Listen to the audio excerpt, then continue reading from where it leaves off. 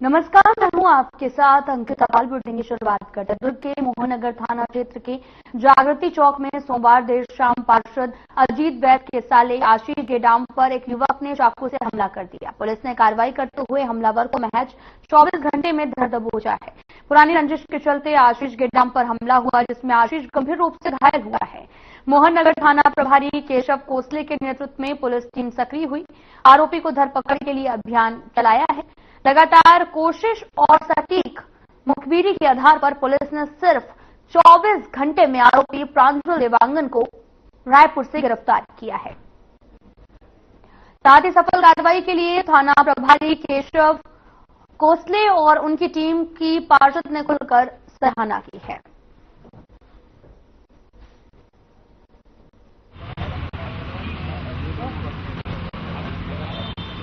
मैं मोहननगर थाने के तमाम सिपाही और तमाम पुलिस वालों को तहे दिल से धन्यवाद दूंगा।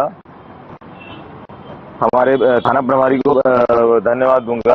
उन्होंने मात्र 24 घंटे में आरोपी को पकड़ दिखाया और उन्होंने पूरी सूझबूझ से आरोपी को पकड़ा है। मैं इसके लिए थाना का पूरा दिल से धन्यवाद दूंगा।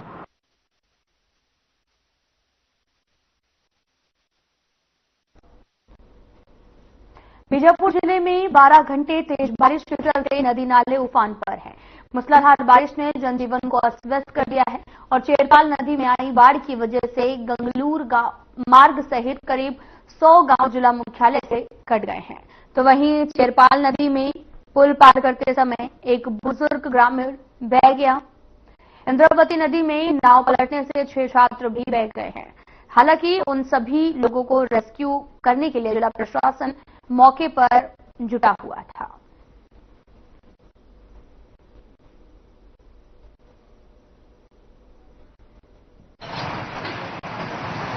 कहाँ का आदमी बोल से क्या आवापल्ली का है तो कहाँ रेड्डी जा रहा था तो 9:30 जी सुबह वो लोग नहीं बताए, इसलिए वो डॉक्टर गिर गए।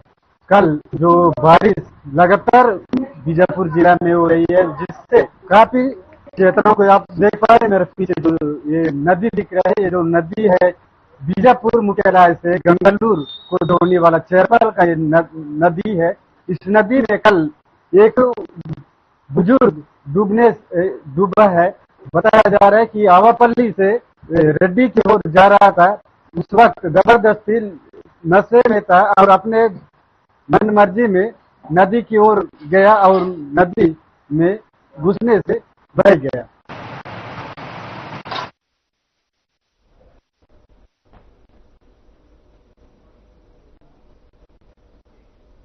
छत्तीसगढ़ के डिप्टी सीएम अरुण साव केंद्रीय आवास मंत्री मनोहर लाल की अध्यक्षता में समीक्षा बैठक में शामिल हुए हैं।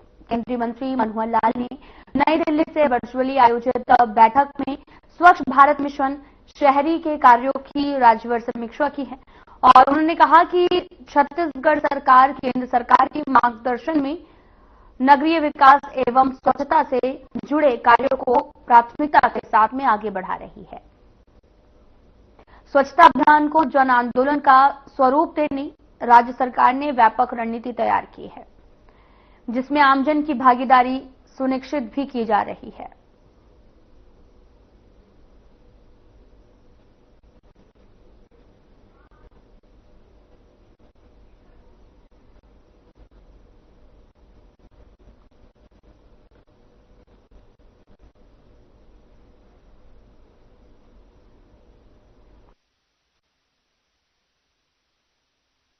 केंद्रीय आवासन एवं शहरी विकास मंत्री मनोहर लाल खट्टर जी ने देश भर के सभी नगरीय प्रशासन मंत्री और अधिकारियों की बैठक की। बैठक में आने वाले स्वच्छता की गतिविधियों को लेकर उन्होंने चर्चा की। स्वच्छता पुरस्कार 24-25 संपन्न हुआ। उसमें हमारे 3 शहर स्वच्छ सुपर लीग में चयनित हुए, अंबिकापुर, पाटन और विश्रामपुर। अब इस अभियान को और बढ़ाने के लिए ये जो स्वच्छता सुपर लीग में चयनित जो शहर हैं, वो अपने साथ एक एक निकाय को और स्वच्छ बनाएंगे और आगे चल के उन दोनों शहरों के आधार पर रैंकिंग होगी और एक विस्तृत कार्य योजना स्वच्छता को लेकर, स्वच्छता के लिए जो गतिविधियां अलग अलग राज्यों में चल रही है उन सब की समीक्षा उन्होंने की है। रायपुर में गणेश उत्सव के शांतिपूर्ण आयोजन को लेकर जिला प्रशासन और पुलिस पूरी तरीके से मुस्तैद है। इसी क्रम में मंगलवार को रेड क्रॉस सभा कक्ष में एसडीएम उमाशंकर बंदे और एसएसपी लखन पटेल की अध्यक्षता में डीजे संचालकों की बैठक ली गई। इस मौके पर निगम, ट्रैफिक और अन्य संबंधित विभागों के अधिकारी भी उपस्थित रहे। साथ ही एसएसपी ने डीजे संचालकों को एनजीटी और उच्च न्यायालय के निर्देशों का पालन करने की बात की है और इसे गणेश उत्सव डीजे बजाना पूरी तरीके से प्रतिबंधित है। ध्वनि विदारक यंत्रों का समय सीमा और साथ ही आपको यह भी बताते चले कि इस्तेमाल कर सकते हैं अस्पताल, स्कूल और सार्वजनिक जगहों से 100 मीटर के दायरे में डीजे और ध्वनि विस्तारक यंत्र प्रतिबंधित रहेगा। दरअसल डीजे संचालन के लिए एनओसी नहीं दी जाएगी और रात की अगर बात की जाए तो रात 10 बजे के बाद में ध्वनि विस्तारक यंत्रों पर पूरी तरीके से बैन रहेगा। दरअसल ट्रैफिक पुलिस द्वारा सीसीटीवी से भी डीजे वाहनों पर चलानी कार्रवाई की जाएगी।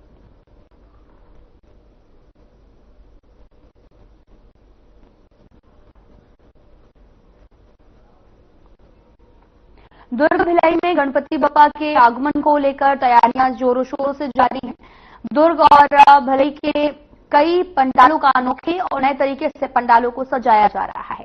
साथ ही भिलाई के सेक्टर 2 स्थित गणेश पंडाल में इस बार पर्यावरण सुरक्षा को ध्यान में रखते हुए लोगों को पर्यावरण और प्रकृति के प्रति जागृत करने के लिए इस बार पंडाल को सजाया गया है। इस पंडाल में प्राकृतिक सौंदर्य भी देखने को मिला और अधिक से अधिक लोग यहां पर पहुंच रहे हैं, गणपति बप्पा के दर्शन कर रहे हैं।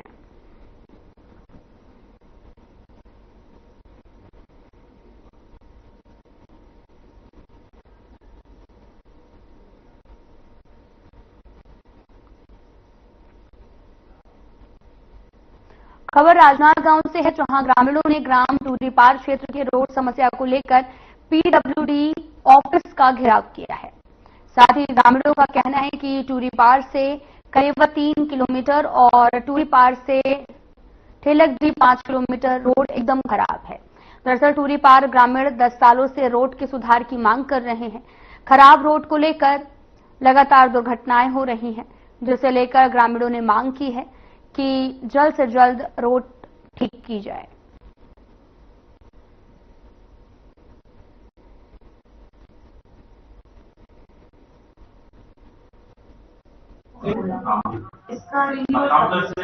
आप लोग पीडब्ल्यूडी ऑफिस आए हैं क्या? हमारा मांग है कि सड़क बने। सड़क जर्जर हो गया है, चलने लायक नहीं है, आदमी गिर रहे हैं, किसी के हाथ पैर टूट रहा है। शासन से हम लोग कई बार मांग कर चुके हैं, लेकिन जैसी की वैसी है। कहाँ की सड़क की बात कर रहे हैं आप? टूरीपार से कलेवा और टूरीपार से ठेलकडी। कितने किलोमीटर की सड़क है और कितनी व्यवस्था भी खराब है? बहुत ज्यादा खराब है, व्यवस्था जर्जर है। टूरीपार से कलेवा 3 किलोमीटर और टूरीपार से ठेलकडी 5 किलोमीटर, 8 किलोमीटर। अभी आए हो कहा अधिकारी बन जाएगा करे बोले, वो तो हर बार बोलता है वैसी। एक बार का कर एक बार का करबो, अब चक्का जाम करबो, अब नहीं सुनी चक्का जाम करबो। कब से आ रहे सड़क की मांग को लेकर? हम लोग 10 साल से आ रहे हैं, 10 साल से तो लगातार आ रहे हैं।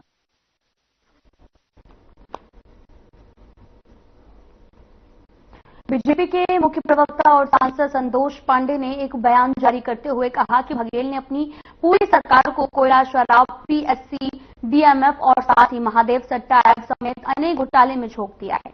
उनमें अनेक नेता, अधिकारी, दलाल जेल में बंद हैं और बघेल और उनकी सरकार ने कभी बस्तर के आदिवासियों की फिक्र तक नहीं की और आज रेड्डी की उम्मीदवार बनाने वाली कांग्रेस के पूर्व सीएम बघेल भाषा की मर्यादा तक भुला बैठे हैं। सच जो होता है वो सर चढ़ के बोलता है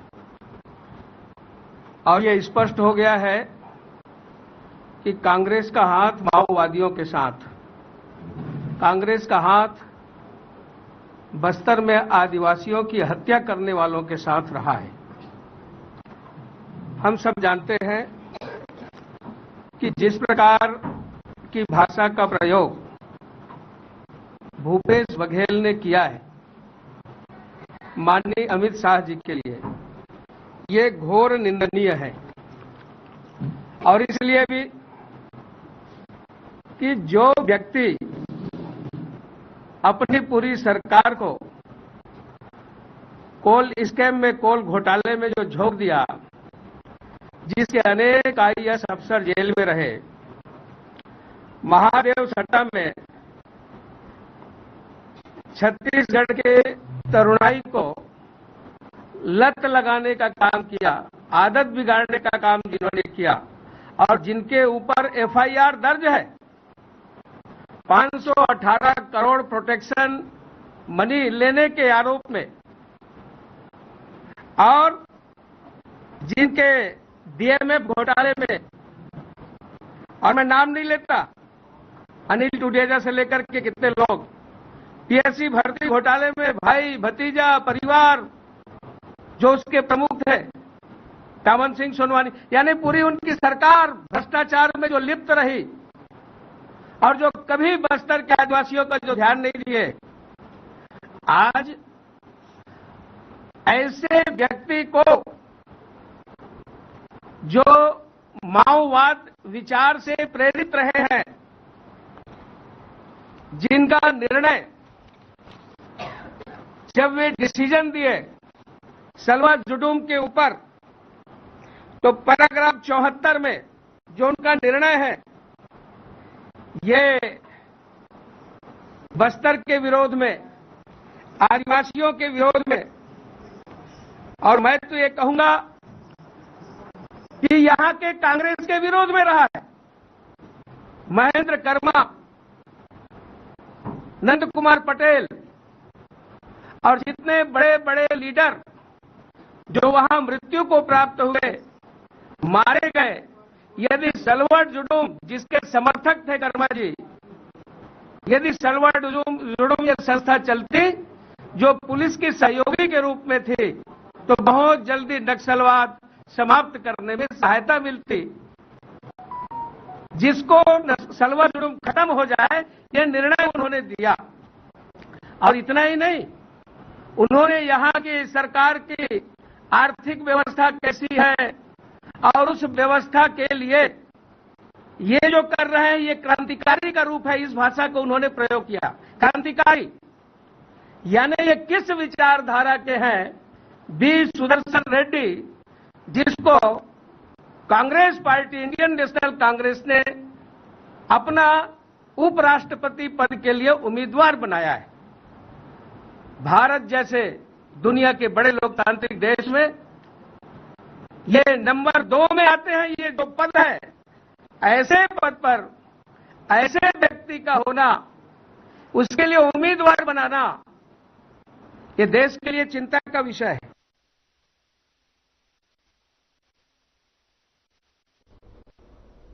जिला प्रशासन की तरफ से फ्लावर के नीचे बैडमिंटन कोर्ट का निर्माण किया जा रहा है, जिससे पहले ब्रिज के नीचे और साथ ही व्यावसायिक दुकानदार अपना रोजगार चला रहे थे और साथ ही अपने परिवार का पेट भी पाल रहे थे। लेकिन फ्लावर के नीचे जितने भी व्यावसायिक दुकानदार थे, निगम ने उन सबको अतिक्रमण के नाम पर हटा दिया है। तो वहीं उसी जगह बैडमिंटन कोर्ट बनाया जा रहा है, और जिस पर कांग्रेस ने आरोप लगाते हुए कहा कि एक तरफ व्यवसायियों से उनका रोजगार छीना जा रहा।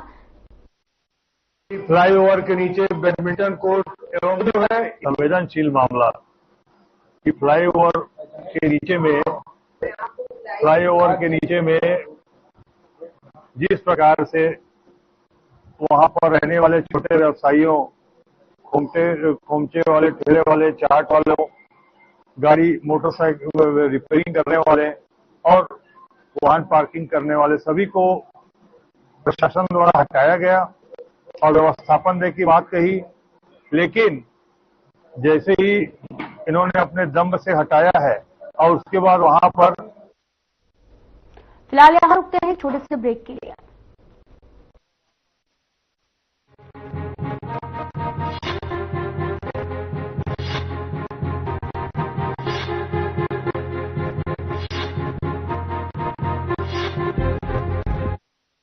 क्या आप जिम जाते हैं, कसरत करते हैं, फिर भी आपकी सेहत नहीं बनती? काजू बादाम किशमिश मेवे प्रोटीन के डिब्बे खाते हैं, फिर भी कुछ असर नहीं होता? तो इसका मतलब है आपका पाचन तंत्र खराब है। और जब तक के पाचन तंत्र दुरुस्त नहीं होगा, आप जितना मर्जी अच्छे से अच्छा खा लो, आपकी सेहत नहीं बन सकती। इसलिए हमारी संस्था सन्यासी आयुर्वेदा ने एक ऐसी दवा का निर्माण किया है जो कि आपके लिवर, आपके पाचन तंत्र को दुरुस्त करने का काम करती है, ताकि आप जो भी खाएं उसका पूरे का पूरा निचोड़ आपके शरीर को लगे, आपकी भूख बढ़े, खाया पिया सही से लगे, नया खून बने, हड्डियों में जान आए, वजन बढ़े और आप मोटे तगड़े खूबसूरत पर्सनैलिटी का मालिक बन जाएं। सिर्फ 699 रुपए की पूरे 1 महीने की दवा होती है और आप इसे घर बैठे 01145454545 पर फोन करके दवा मंगवा सकते हैं। क्या रंग खिला, क्या रूप सजा,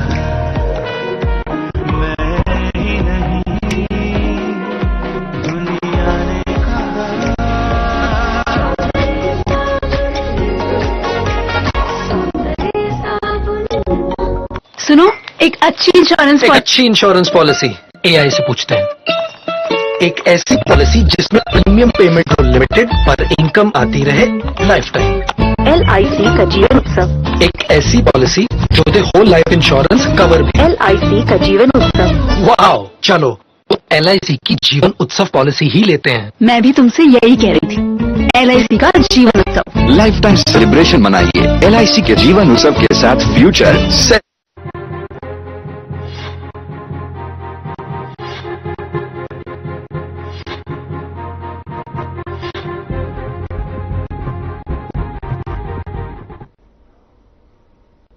ब्रेक के बाद स्वागत है आप सभी का। रुक करते हैं खबरों की तरफ। आगामी गणेश चतुर्थी पर्व और विसर्जन झांकी को लेकर जिले में प्रशासन स्तर पर तैयारियां तेज हो चुकी हैं, जिसके चलते जिले के डोंगरगढ़ शहर में भी स्थानीय प्रशासन ने रेस्ट हाउस में गणेश समितियों की बैठक आहूत की है, जहां आगामी गणेश पर्व और विसर्जन झांकी को शांतिपूर्ण ढंग से संपन्न कराने पर चर्चा की गई। और साथ ही आपको बताते चलें कि विसर्जन झांकी के दौरान झांकियों में टोकन सिस्टम लागू करने का सुझाव और SDOP आशीष कुंजाम की ओर से रखा गया, जिस पर सभी समितियों ने अपनी सहमति जताई है।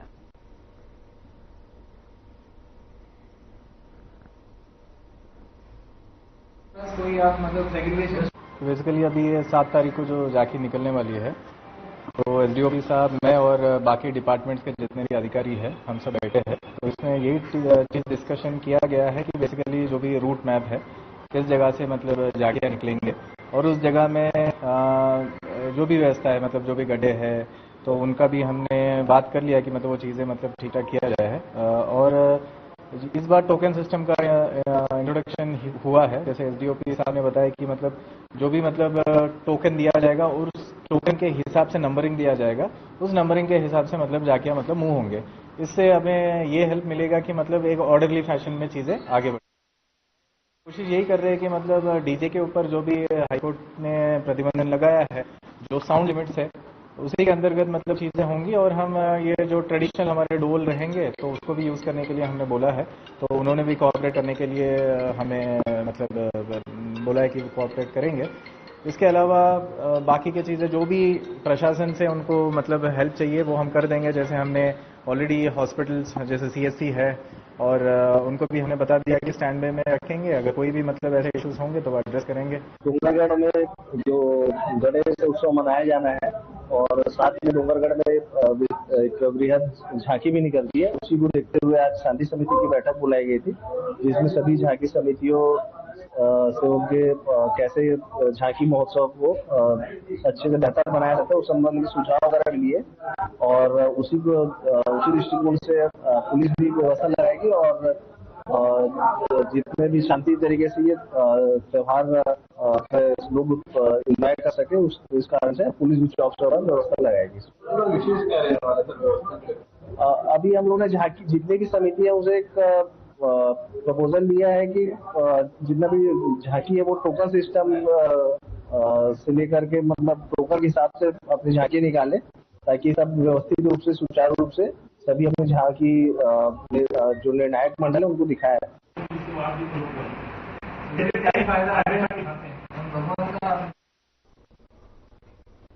राजनांदगांव एक शांत और सुंदर शहर है। यहाँ पर परंपरागत त्योहार भी मनाए जाते हैं, साथ ही परंपरागत खेल भी खेले जाते हैं। गणेश चतुर्थी के दिन राजनांदगांव के कई स्थानों में गणेश जी बैठेंगे और गणेश जी बैठने के लिए और झांकी के लिए लोग जमकर सहयोग भी करते हैं।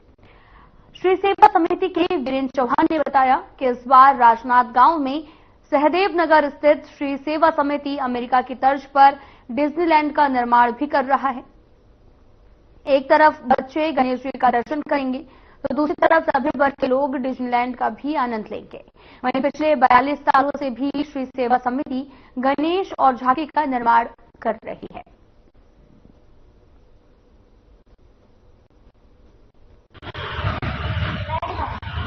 हमारे यहाँ उमंग गणेश समिति द्वारा लगभग 2700 वर्ष है लगातार। इसमें मूर्ति हमारा भव्य है। प्रति वर्ष अनुसार हर साल हम लोग रखते थे स्थल सजावट, इस बार नहीं रख रहे हैं, लेकिन हमारा विसर्जन झांकी है। विसर्जन झांकी का थीम है खाटू श्याम और लठ हमार होली का प्रस्तुति उसमें दिखाया जाएगा। पहले अभी में अंतर हुई नहीं, लेकिन हम लोग ये कार्य ज्यादा से ज्यादा बेहतर करने की कोशिश करें समिति के द्वारा। और हमारा समिति ऐसा है कि समिति पूरे कार्यकर्ता मिलजुल के काम करते हैं। बोलो गणेश भगवान की जय। सनातन संस्कृति में गणेशोत्सव का एक विशेष महत्व है। गणेशोत्सव सभी को एक साथ जोड़ने का पर्व है, जिसमें हर धर्म संप्रदाय के लोग मिलकर गणेश जी की प्रतिमा स्थापित करते हैं और हर्षोल्लास उमंग के साथ यह सभ्यता को हमेशा मनाते आ रहे हैं।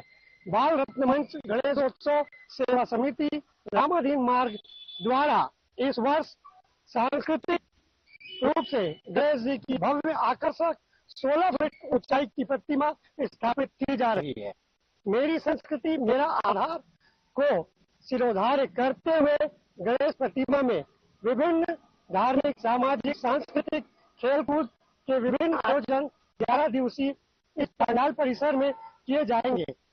अंत में विशाल भंडारे का आयोजन किया गया है। लोगों को मेहनत है।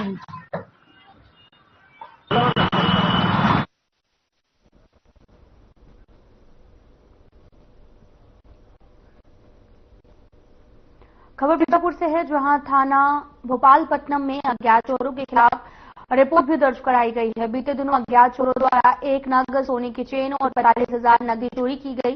रिपोर्ट पर थाना भोपालपट्टनम में अपराध पंजीबद्ध कर विवेचना में भाग लिया गया है। साथ ही प्रकरण में थाना भोपालपट्टनम पुलिस द्वारा त्वरित कार्रवाई की गई है और साथ ही आरोपी दिलीप मिश्रा को गिरफ्तार कर लिया गया। साथ ही घटना में प्रयुक्त बाइक भी बरामद की गई है।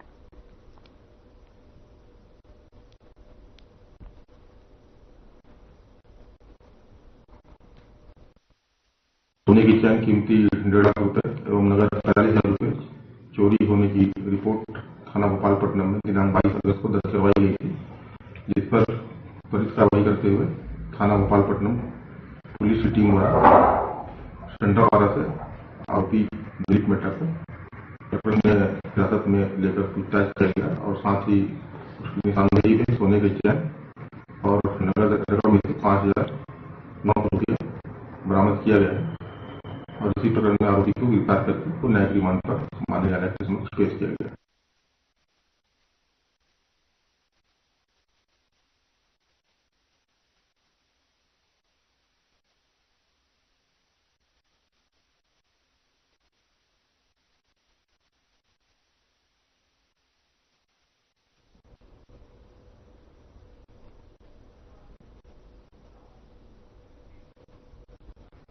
फिलहाल बुलेटिन में इतना ही। नमस्कार।